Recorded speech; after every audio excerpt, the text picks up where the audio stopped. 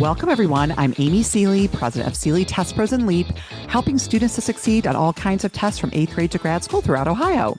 And I'm Mike Bergen, president of Chariot Learning, helping students with tests, school, and life based out of Rochester, New York. Between the two of us today, we have over 60 years of experience at the highest levels of the test preparation and supplemental education industries.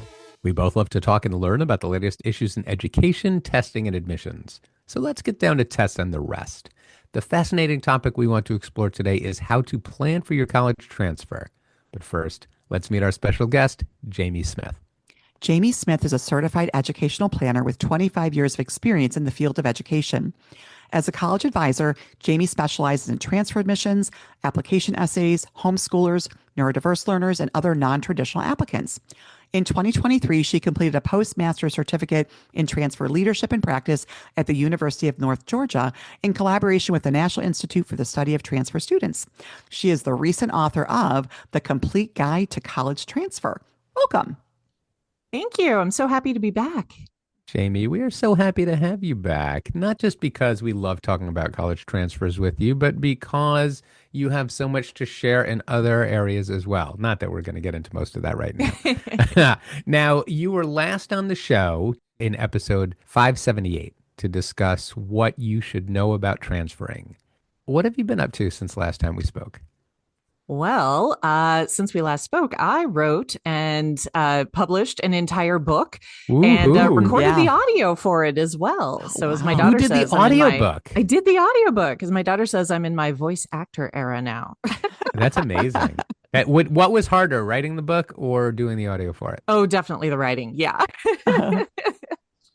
Yeah, the writing was hard because I wanted to include so many details to make this a guide that people could follow step by step, no matter where they are in the process. So I ended up going way over my word count, and thankfully my publisher was happy to publish it all anyway. So it worked out. So this is The Complete Guide to College Transfer. And who's your ideal reader? Really anyone who is trying to transfer colleges, get back to school after some time off. Could be someone who is coming out of the military and looking to get their military credits to transfer in. Community college transfers, also more spontaneous 4-year to 4-year transfers. So I tried to cover it all, which was no easy feat, but I think I did the best I could with that.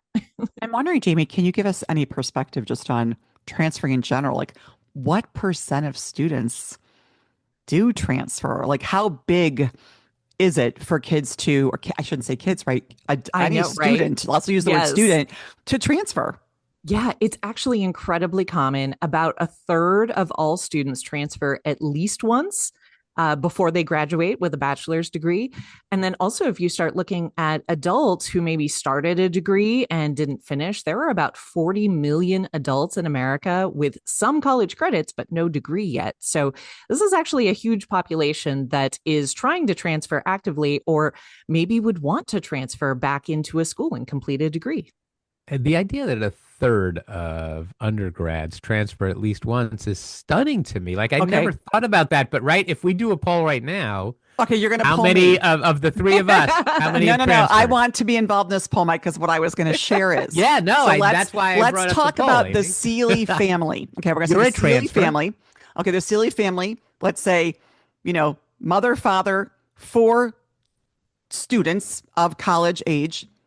3 of us transferred. 3 of us were transfers. Yeah. So half of the family did transfer. I was the first. As usual, the Seeleys are skewing the curve. I know.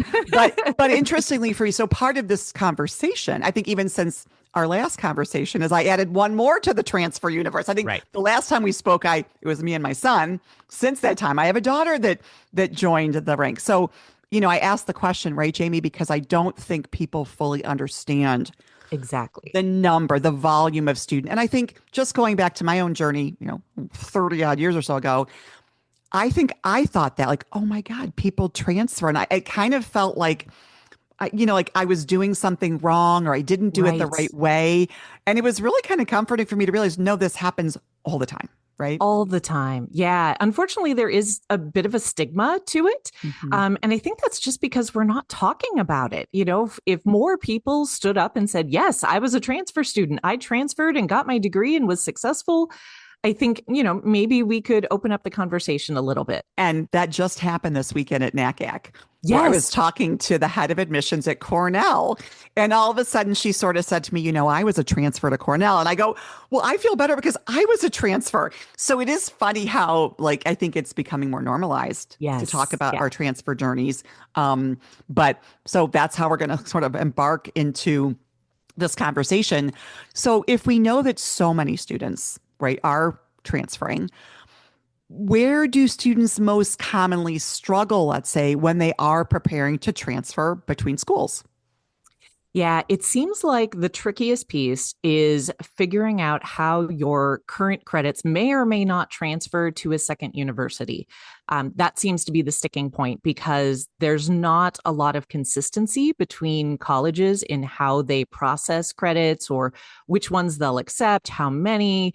The rules are just all over the place. Every university makes their own rules. And so it can be difficult for a transfer student to look up all those rules and figure out how their credits may transfer. And it can be very discouraging when they apply, just assuming that they're accredited credits from an established college. They just assume they will transfer, but then they go to apply and find out maybe only half their credits transfer. Which can be scary and frustrating, right? From a Yes, financial perspective, because they paid for absolutely. those previous credits.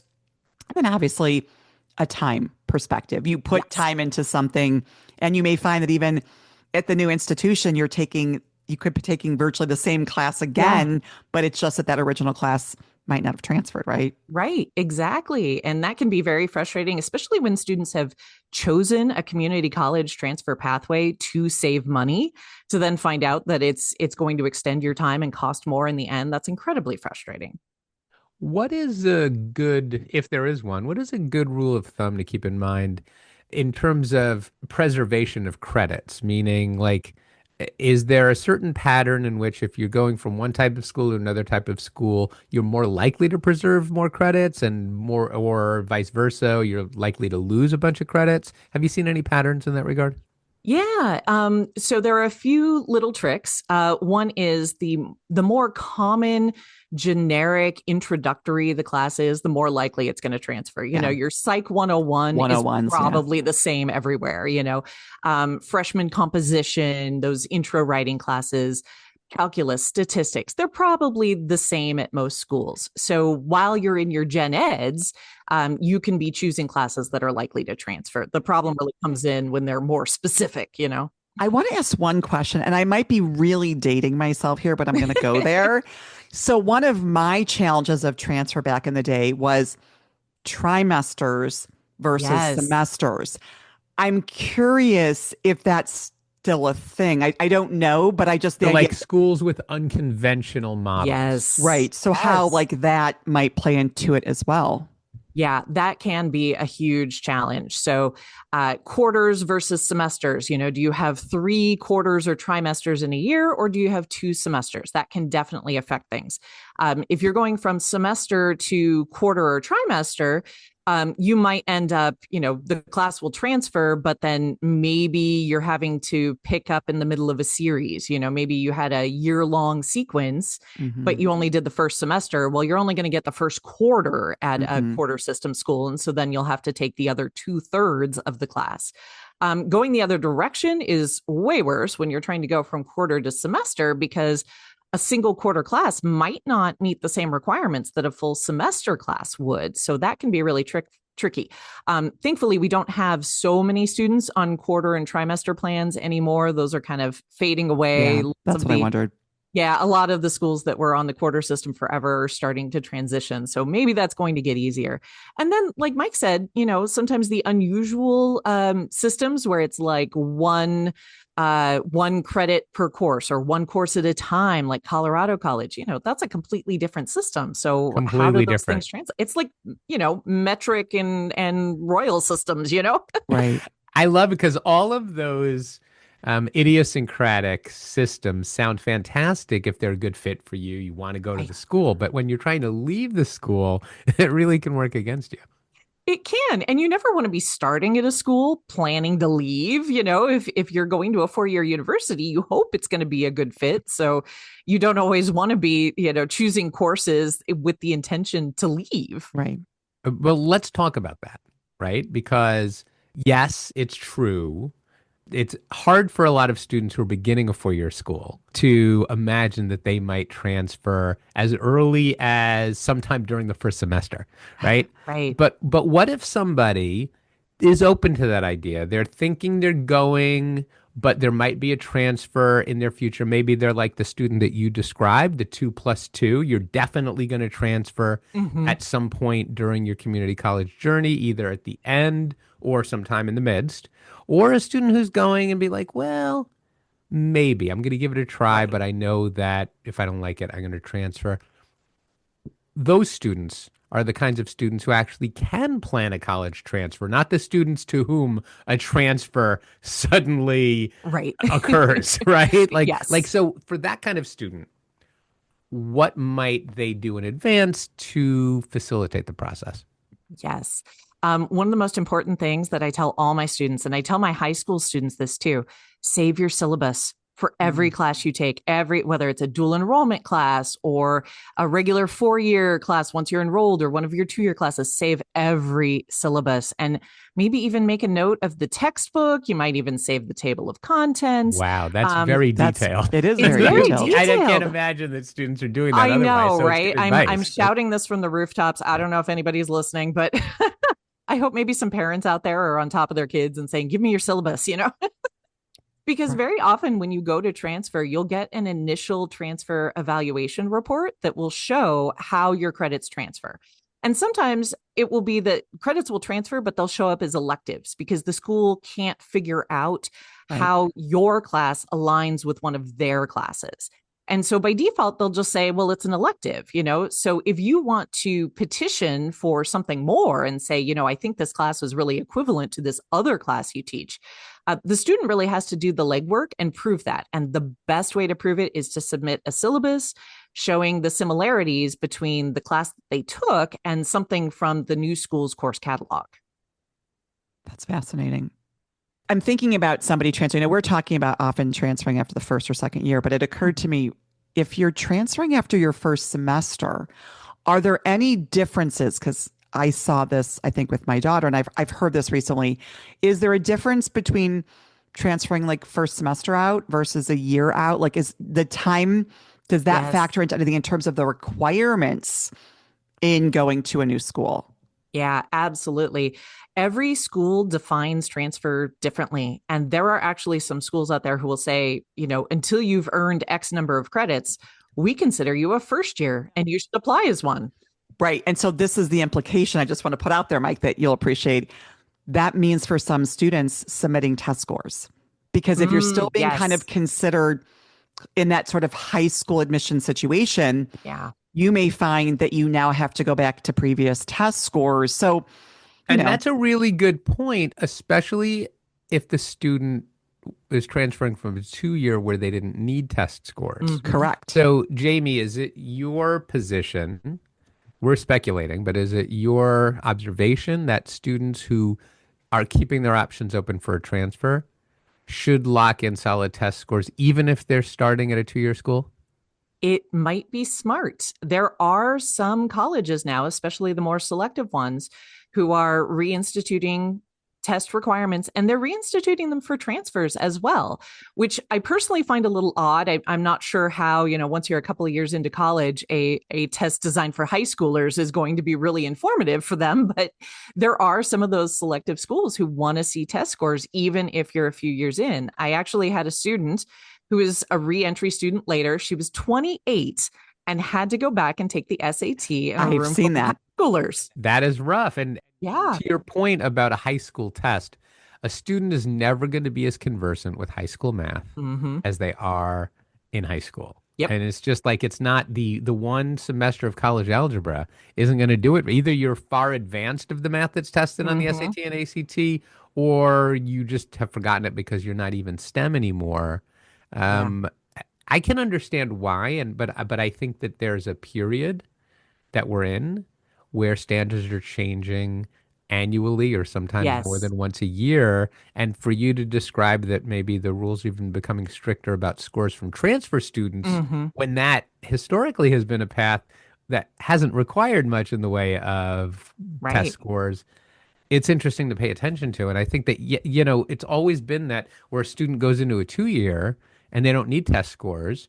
And I think that if they graduate the 2 year, they usually don't need test scores. Right. But now you're Right, saying Usually. correct. sometimes they do today. Sometimes they do with Wow, some of that's the big. more, yeah, Yeah. with some of the most selective schools like the Ivies, they want to see test scores even for the transfer students. But it's true. For most universities accepting transfer students, if you've gone through community college and you've done 2 years, you've got an associate's degree, the test scores are usually irrelevant, but there are some exceptions. So it never hurts to have them on hand. I remember my journey. I was after 2 years after getting an associate, so the test scores were nothing. But my daughter was one semester in. So for Hmm. her, it was a part of the transfer process. And I want to add remedial classes, right? We do Hmm. know that some schools are going to look at test scores and say, okay, what's your test score? This might determine placement. So I remember this is a funny story. She was in this sort of meeting with her academic advisor picking her classes. She's on a Zoom, right? And I'm in the background because I'm not supposed to be speaking. And all of a sudden, I'm like going, tell her what your ACT math score was. Tell her what your ACT math score was. Because she had a score that meant she would not have to do a placement test or Right, remediation. right. And so that's important, for kids It to know. is. It is. Yeah, that's such a good point too. It's not even just about admissions, it can be about placement when you get there. Yeah, absolutely. So anything specifically you want to call out that can be really different though if you are transferring from 2 or 4? Like, do you see those as being distinct? Do you see those being the same? Like, kind of what kind of distinctions can you make about that?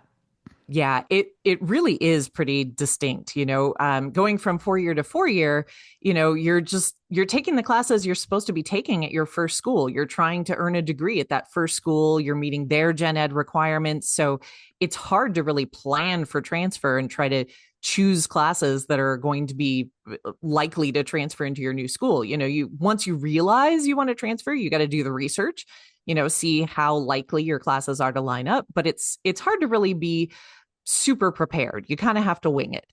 At community colleges, there are so many programs trying to smooth that pathway. Lots of articulation agreements, transfer guides, major pathways, admission guarantees. I love the guarantee programs. Very often between community colleges and the state flagship university, there will be these guarantee programs where if a student takes a certain list of classes, gets a certain GPA, they can have guaranteed transfer admission at that university, which is amazing. I mean, that's the best way of all to transfer. Right. And those kinds of guarantees include full credit preservations as well, right? Usually they do, yes. Well, that's probably why, like, if you're going, if you're going to a 2 year, that ultimately you may end up at a 4 year. So that's where your academic advisor becomes so Yes. critical, right? To Yes. giving you the right advice, making sure you take the right classes so that that's a seamless process. Right. Yes. And academic advisors at the community college and also at the 4 year that you're targeting. A lot of students don't realize that they can reach out directly to the 4 years of interest and ask to talk to a transfer advisor early on.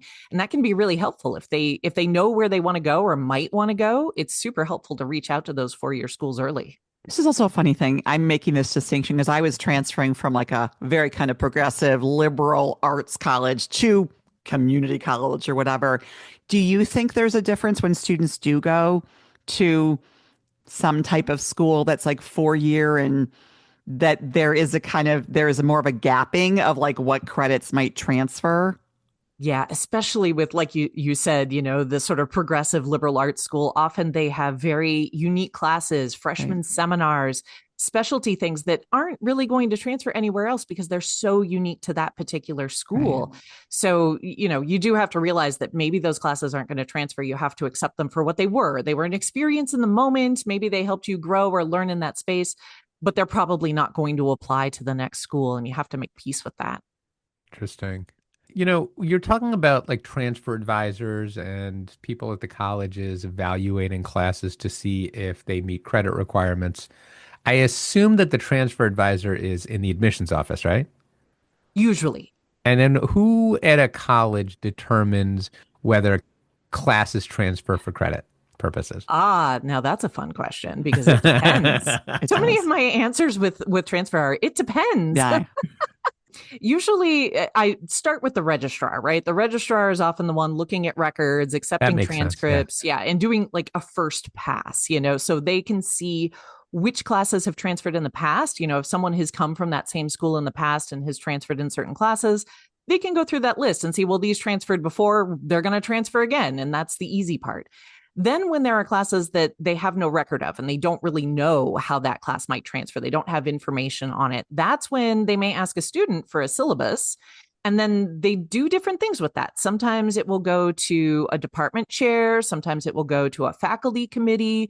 Sometimes it will go to a dean. It really depends on how that university is set up. So you might end up having your transcript and syllabi like shown all around the school before they really come to a conclusion on how your credits might transfer. Interesting. I'm wondering, do you find anything in particular that really prevents students from transferring or completing their degree? Yeah, it is that credit loss, which is often then going back to they didn't save their syllabus and there's no one to contact to get any information. Maybe they took that class 5 years ago, the professor is retired. There's no way to get any evidence of what was covered in that class.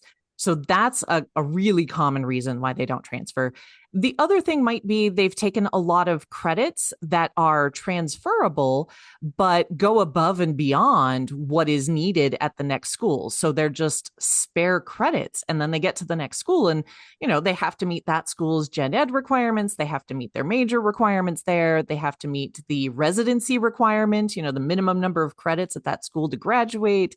So, students might think they've done half a degree, but they might find that it's not the right credits to apply to a degree at the new school. And that becomes disheartening. Because a lot of times, like what your major is, you're going to want to take the bulk of your classes in your major at the institution you're going to get. So like in my case, I was going to be history.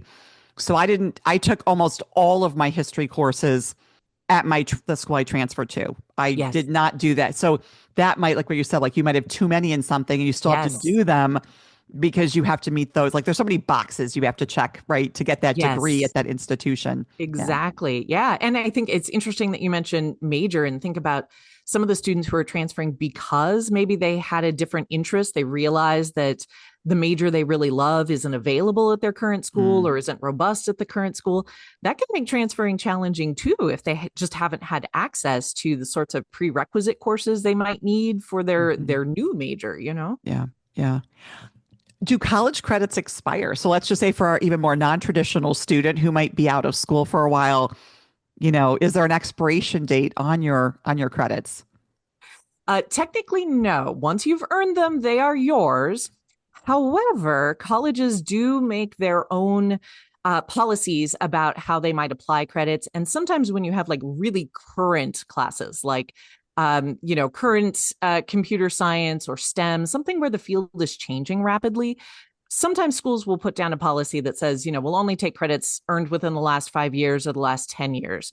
If you want to transfer in something older, then you might need to show that you've kept your knowledge current through your job, or it might just be that they want you to take it again. It really depends. So the answer is college credits in theory don't expire, but there really is an expiration date depending on what field of study. The field of study and the accepting university and how strict they want to be about those, fields of study and how quickly they think the knowledge could be out of date. And then you mentioned like that, they want to make sure that you're staying current. You might have some life experience. Do many four-year schools award anything like life credits, or is that typically the kind of thing that only students for-profit colleges get? I mean, it is more common at the for-profit colleges, which I don't recommend for the record. Right. But there are some schools who are dabbling with that, some credit for prior learning, portfolios, accepting like work certificates. There are some schools who are trying to get a little bit more flexible with some of our non-traditional learners, adults who are re-entering after time in the workforce. I mean, we do have to recognize that there's a lot of knowledge that can be gained, being in the workforce for decades that maybe can't be replicated at a school with classes. So I like the idea of flexibility, but right now it's a little dicey. It's not too common. I love it. Jamie, you're such a font of knowledge. We could talk about transfers all day with you. Unfortunately, we're out of time. I could talk about transfer all day. Thank you so much for joining us. Thank you for having me. If listeners would like to get in touch with you, what's the best way for them to do that? They can visit my website at transfersavvy.com or visit me on LinkedIn. I love to connect with folks on LinkedIn. Awesome. We hope you enjoyed this discussion as much as we did. Be sure to join us for another fascinating topic and guest on the next Tests and the Rest. Did you enjoy this episode as much as we did? Find expanded links and more for this and all of our episodes at our show page at testsandtherest.com. While you're there, be sure to explore everything the larger TestBright site has to offer, including real, expert, unbiased answers to the toughest admissions testing questions. Of course, we'd love for you to rate, review, and subscribe to Test and the Rest on your favorite podcast platform. If there's a topic or guest you'd like us to feature, just let us know and spread the word.